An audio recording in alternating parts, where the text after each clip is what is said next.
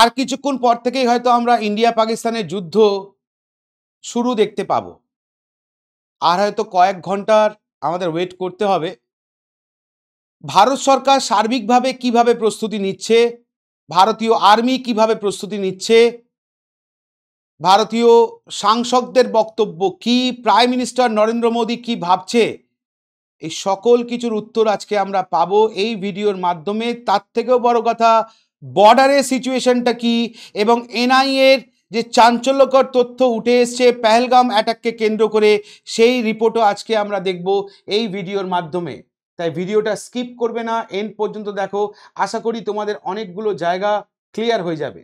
নমস্কার, আমি প্রকাশ Mukherjee. Welcome to WBPSC ওয়ালা অফিসিয়াল ইউটিউব চ্যানেল। আজকের ভিডিওতে আমরা জানবো যে কাশ্মীর বর্ডারের বর্তমান সিচুয়েশন কি এবং এনআইএ রিপোর্ট কি বলছে পেহেলগাম অ্যাটাককে কেন্দ্র করে। তার আগে অবশ্য আমাদের জেনে নিতে হবে সমগ্র ভারতবর্ষ এই যে ভারত পাকিস্তান যুদ্ধ লাগতে চলেছে সে প্রসঙ্গে ভারতীয়রা তো অবশ্যই স্বয়ং প্রাইম মিনিস্টার নরেন্দ্র মোদী কি ভাবছে। উনি এক কথাতেই সব কথা সেরে দিয়েছেন। ওনার স্টেটমেন্ট যেটা পাওয়া গেছে সেটা হচ্ছে জব তক তোড়েঙ্গে নেহি তব তক ছোড়েঙ্গে নেহি, অর্থাৎ এর শেষ দেখে ছাড়বেন উনি। এবং এই জঙ্গি গোষ্ঠী যারা কিনা এই ধরনের নৃশংস হামলা চালিয়েছে তাদের যতক্ষণ না পর্যন্ত নিকেশ করা হচ্ছে ততক্ষণ পর্যন্ত ইন্ডিয়া থামবে না, ইন্ডিয়ান আর্মি থামবে না। তো সম্প্রতি আমরা দেখব সেই রিপোর্টকে কেন্দ্র করেই জম্মু কাশ্মীরের এই ভারত পাকিস্তান যুদ্ধকে কেন্দ্র করে ইন্ডিয়ান আর্মি যে পদক্ষেপ নিতে চলেছে তার মধ্যে উল্লেখযোগ্য হচ্ছে কাইনেটিক অ্যাকশন। এখন এই কাইনেটিক অ্যাকশনটা কি, যেটা কিনা সেনা নিতে চলেছে, এটা সম্পর্কে জানতে হলে জানতে হবে ঠিক এই জায়গাটা যেখানে বলা হচ্ছে যে সেনাকর্তাদের দাবি অনুযায়ী ভারতীয় সেনাবাহিনী প্রচলিত সব অপারেশনের মধ্যে কাইনেটিক মিলিটারি অ্যাকশন হলো সর্বাধিক ধ্বংসাত্মক, মানে সব থেকে খতরনাক বলতে পারো অ্যাকশন হচ্ছে এই কাইনেটিক অপারেশন, যেটা করতে চলেছে ইন্ডিয়ান আর্মি। কোথায়? জম্মু কাশ্মীরে।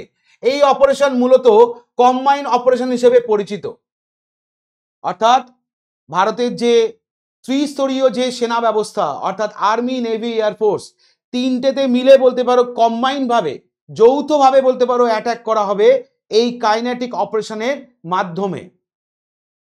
মাল্টিপল অ্যাঙ্গেল অপারেশনের অন্তর্গত এই কাইনেটিক অ্যাকশনের প্রধান বৈশিষ্ট্য হলো প্রতিপক্ষকে সারপ্রাইজ বা চমকে দেওয়া। তাহলে অপারেশনের ধরনটা এমনই হবে যে প্রতিপক্ষ ঠাউর করতে যাতে না পারে যে কোথা থেকে কি হয়ে গেল, বোঝার আগেই খেল খতম হলো। দীর্ঘক্ষণ বা দীর্ঘমেয়াদী অপারেশন নয়, এটা খুব লিমিটেড টাইমের মধ্যে বলতে পারো অপারেশন, এবং প্রতিপক্ষ বোঝার আগেই game over. That is called kinetic operation, যেটা করতে চলেছে ইন্ডিয়ান আর্মি। এইরকম অপারেশনে প্রতিপক্ষের সামনে এক রকমের চাল দেওয়া হয়, আড়ালে পদক্ষেপ করা হয় অন্য। মানে তুমি দেখবে একরকম আর তোমার ওপর করা হবে আরেক রকম। তুমি যেটা ভাবছো তার থেকে কয়েকশো গুণ এগিয়ে সেটা বলতে পারো তোমাকে ভোগ করতে হবে বা সেটাই অ্যাপ্লাই করা হবে। এটাই হচ্ছে এই অপারেশনের বৈশিষ্ট্য। কাইনেটিক মিলিটারি অ্যাকশনে একবারে শেষ মুহূর্তে পর্যন্ত প্রতিপক্ষ বুঝতে পারে না যে কোন পথে কখন কিভাবে তাদের নিশানা করা হবে। লাস্ট মোমেন্ট পর্যন্ত তারা বলতে পারো ডাউটে থাকে যে অ্যাকচুয়ালি অ্যাটাকটা করা যে হবে সেটা কিভাবে হবে। ঠিক যেমন এখন পাকিস্তান বলতে পারো দ্বন্দ্বে, ভারতের এই যে প্রস্তুতি, সেই প্রস্তুতি নিয়ে পাকিস্তানের মধ্যেও কিন্তু একটা শোরগোল পড়ে গেছে। সেখানকার সেনাবাহিনীর প্রধানকে খুঁজে পাওয়া যাচ্ছে না রিপোর্ট অনুযায়ী। সেখানকার প্রধানমন্ত্রী বিভিন্ন ধরনের পদক্ষেপ নিতে চলেছে বা নিচ্ছে। পাক অকুপাইড কাশ্মীরে এসে তারা লঞ্চ প্যাডগুলি ঘুরে দেখে গেছে এবং সেখানেও বলতে পারো তারা তাদের সেনা মোতায়েন করছে, কখনো প্লেন নামাচ্ছে, কখনো অস্ত্রশস্ত্র নিয়ে আসছে। তারাও ঠাউর করে পাচ্ছে না যে ইন্ডিয়া অ্যাটাকটা কিভাবে সাজাচ্ছে। এটাই হচ্ছে কাইনেটিক অপারেশন। আর এই অপারেশনটা করার আগে বলতে পারো কি না, আমরা জানি প্রাইম মিনিস্টার মোদির তরফ থেকে একটা সর্বদলীয় মিটিং ডাকা হয়েছিল, বিভিন্ন স্তরে মিটিং ডাকা হয়েছিল, যেখানে যদি আমরা দেখি তাহলে হচ্ছে কি না পেহেলগামে জঙ্গি হামলার প্রত্যাঘাতে নেমে ভয়ঙ্কর ধ্বংসাত্মক এই সেনা অভিযান শুরু করে দিয়েছে ভারতীয় সেনা। খবর পাওয়া পর্যন্ত মঙ্গলবার কাক ভোর থেকেই জম্মু কাশ্মীরের বিভিন্ন প্রান্তে শুরু হয়ে গেছে এই সেনা অভিযান। পরিস্থিতি ও বিষয়ের গভীরতা মাথায় রেখে এই সেনা অভিযানের বিস্তারিত তথ্য দেশবাসীর সামনে এখনই আনছে না সেনা। দেশবাসীকে কোনো রকম টেনশন দিতে চায় না ভারতীয় সেনা। যা করবে তলে তলেই ফাইনাল রিপোর্টটা তোমরা পেয়ে যাবে বা ফাইনাল রিপোর্টটা তোমরা দেখে নেবে। এখনই বলতে পারো সব ধরনের খবরাখবর দেশবাসীর সামনে নিয়ে আসাটা সঠিক নয় বলে মনে করছে ভারতীয় যারা বিশিষ্ট, যারা বলতে পারো দেশ রক্ষক যারা আছে, বা ইন্ডিয়ান আর্মি, নেভি বা এয়ারফোর্সের যারা হেড রয়েছে তাদের বক্তব্য অনুযায়ী। সূত্রের দাবি কিনা একটি বৈঠকে প্রধানমন্ত্রী জানিয়েছেন জঙ্গি হামলার প্রত্যাঘাতে নামা ভারতীয় সেনাকে ফ্রি হ্যান্ড দেওয়া হয়েছে।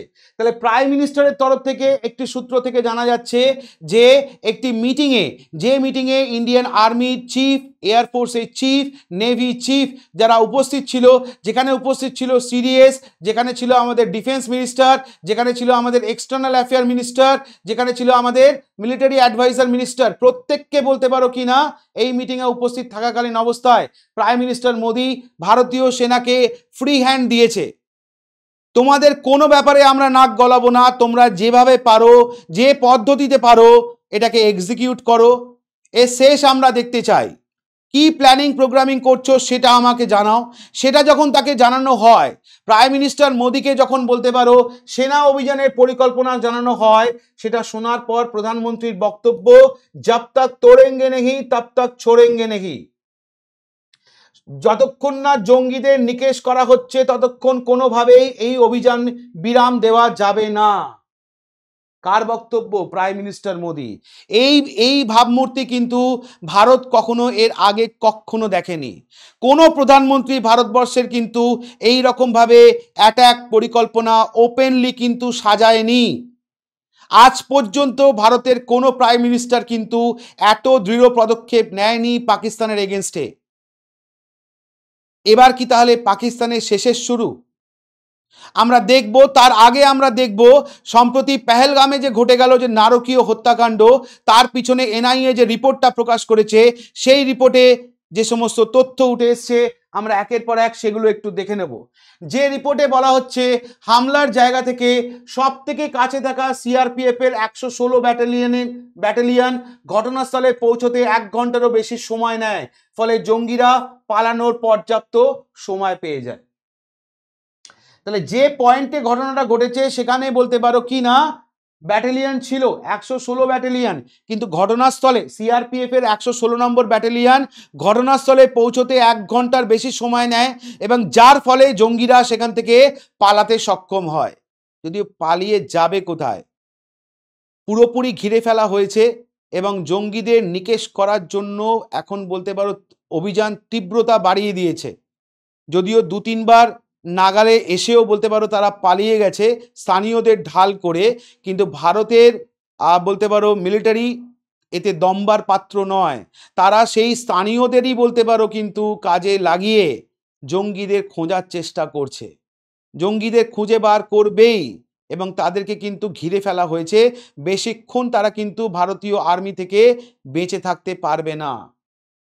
বৈশরণে সাধারণ মানুষের যাতায়াত বাড়লেও ইউনিফাইড কমান্ডো এবং স্থানীয় পুলিশ অ্যাকশনেবল ইনপুটের ভিত্তিতে প্রয়োজনীয় পদক্ষেপ করতে ব্যর্থ হয়েছে। তাহলে স্থানীয় পুলিশও বলতে পারো ইনপুট ছিল স্থানীয় পুলিশের কাছে যে পেহেলগামে অ্যাটাক হবে বা হতে পারে, এটা জানা সত্ত্বেও তারা বলতে পারো সেই নিরাপত্তা দিতে ব্যর্থ হয়েছে। ওই এলাকার নিরাপত্তা মোতায়েনে 2 কোম্পানি সিআরপিএফ এর একটি অন্যত্র সরিয়ে দেওয়া হয়, ফলে নিরাপত্তা কমে যায়। তাহলে আগে 2 কোম্পানি সিআরপিএফ ছিল, তো সেখানে যেহেতু বলতে পারো শান্তি বজায় ছিল, তাই 1 কোম্পানিকে সেখান থেকে সরিয়ে দেওয়া হয়, এবং যার সুযোগ নিয়েই বলতে পারো কিন্তু এই ঘটনাটা ঘটায় আতঙ্কবাদীরা বা বলতে পারো টেরোরিস্টরা। জঙ্গিরা চীনা স্যাটেলাইট ফোন ব্যবহার করেছে, তথ্যে উঠে এসছে। তারা যখন কথাবার্তা বলেছে তারা চীনা স্যাটেলাইট ফোন ব্যবহার করেছে এবং ক্যামেরা লাগানো বলতে পারো ডিভাইসও ইউজ করেছে, এবং যে ক্যামেরার লাইভ স্ট্রিমিং উঠেছে কোথায় না ইসলামাবাদে, সে তথ্যও কিন্তু ভারতীয় গোয়েন্দা সংস্থার হাতে কিন্তু এসছে যে জঙ্গিরা যখন নিকেশ করছে, ধরে ধরে ধর্ম জিজ্ঞেস করে হিন্দুদের গুলি করে মারছে, সেটা লাইভ দেখানো হয়েছে পাকিস্তানে। তাহলে ঘটনার সঙ্গে কিন্তু পাকিস্তান যুক্ত, এটা পরিষ্কার, যার উপযুক্ত প্রমাণ ভারতীয়দের হাতে আছে এবং যার জোরেই কিন্তু ভারত অ্যাকশন নিতে চলেছে, এবং ঠিক এই উপযুক্ত প্রমাণটা আছে বলেই পাকিস্তান এখনো পর্যন্ত ফ্রন্ট ফুটে এগিয়ে এসে কোনো ধরনের স্টেটমেন্ট দেয়নি, কারণ পাকিস্তানও জানে যে তাদের এন্ড থেকে কিন্তু এই ঘটনাটা ঘটানো হয়েছে। ঘটনার দিন পেহেলগামের হোটেল ও রিসর্টগুলোয় কারা কেন বুকিং করে বাতিল করেছিল তা খতিয়ে দেখা হচ্ছে। রাজ্য প্রশাসন ও নিরাপত্তা এজেন্সিগুলির মধ্যে কোঅর্ডিনেশনের অভাব ছিল। তাহলে রাজ্য প্রশাসন এবং নিরাপত্তা এজেন্সিগুলির মধ্যে কোঅর্ডিনেশনের অভাব ছিল, যে অভাবের সুযোগ নিয়ে জঙ্গিরা পালাতে সক্ষম হয়েছে বলে এনআইএ রিপোর্টে উঠে এসছে। এছাড়াও রিপোর্টে উঠে এসছে কি না, এই ঘটনার পরে ঘরে ঘরে গিয়ে তদন্ত চালিয়ে প্রায় ৩৫০০ জনকে জিজ্ঞাসাবাদ করে নির্দিষ্ট লিড পাওয়া গেছে। তাহলে এই ঘটনা ঘটে যাওয়ার পর বলতে পারো জঙ্গিদের খুঁজে বার করার জন্য প্রায় ৩৫০০ মানুষকে জিজ্ঞাসাবাদ করা হয়েছে এবং সম্ভাব্য লিড জঙ্গিদের সম্পর্কে পাওয়া গেছে, এবং তার উপর ভিত্তি করেই কিন্তু ১৪ জন জঙ্গির নাম প্রকাশ করা হয়েছে। ১৪ জন জঙ্গির নাম অলরেডি প্রকাশ করা হয়ে গেছে। এই ঘটনা যখন ঘটছিল তখন মনে রাখতে হবে ২ জন জঙ্গি পাশতো ভাষায় কথা বলেছিল, যার প্রমাণও কিন্তু রয়েছে। তো এই পাশতো ল্যাঙ্গুয়েজটা বেসিক্যালি আমরা দেখতে পাই কোথায় না পাক অধ্যুষিত একটি বিশেষ অঞ্চলে এই ল্যাঙ্গুয়েজে কথা বলা হয়। এনআইএর এই রিপোর্ট পেহেলগামকে কেন্দ্র করে যে তথ্য আমাদের সামনে উঠে এসছে তার ভিত্তিতে আমরা দেখতে পেয়েছি যে আমাদের কোন কোন ফাঁক ছিল যার ওপর বেস করে জঙ্গিরা হামলা চালাতে সক্ষম হয়েছে। তবে বেশি দূর নয়, বেশি দূর তারা পালিয়ে যেতে পারবে না, হয়তো আর কয়েক ঘন্টার মধ্যেই হয়তো তাদের গল্প শেষ করে দেবে ভারতীয় আর্মি, এবং পাকিস্তানের জঙ্গি শিবিরগুলো বলতে পারো ধ্বংস করে দেবে। এবং হয়তো কে বলতে পারে যে এই যুদ্ধই পাক অকুপাইড কাশ্মীরকে ভারত আবার পুনরায় ফিরে পাবে না। এই যুদ্ধের ফলেই হয়তো দেখা যাবে যে পাকিস্তান অধিকৃত কাশ্মীর, যেটা এতদিন ধরে জঙ্গিদের কবলে ছিল, সেটাকে পুনরায় ভারত মুক্ত করে নিজেদের যেটা ছিল অংশটা সেটা আবার নিজের দেশের সাথে যুক্ত করবে। সারা ভারতবাসীর মতো আমরাও বলতে পারো অপেক্ষায় রয়েছি, এবং যুদ্ধ কোন দিকে মোড় নেয় সেদিকে অধীর আগ্রহে অপেক্ষা করে বসে আছি। ভিডিওটা কেমন লাগলো অবশ্যই কমেন্ট করে জানাতে ভুলো না। সঙ্গে থাকো, দেখতে থাকো WBPSC ওয়ালা অফিসিয়াল ইউটিউব চ্যানেল। ধন্যবাদ।